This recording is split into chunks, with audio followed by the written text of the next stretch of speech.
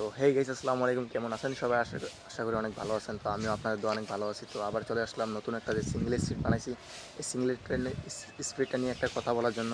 তো এটা কীভাবে বানাইছি, এটা কী করছি না করছি, বা এটা কীভাবে বানাইছি, কী দিয়ে বানাইছি, এটা নিয়ে কথা বলার জন্য। তো চলেন জাস্ট এটা দেখানো যাক।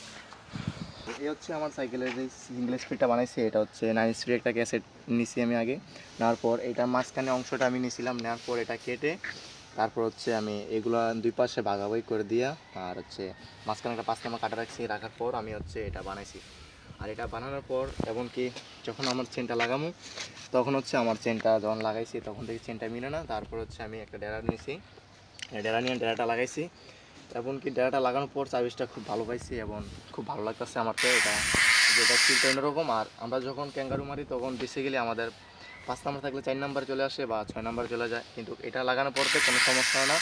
এমনকি এটা লাগানোর পর থেকে আমার সার্ভিসটা খুব ভালো, যে স্টান করি স্টানের কোয়ালিটি খুব ভালো আসে, এমনকি সার্ভিসটা খুব ভালো পাচ্ছি।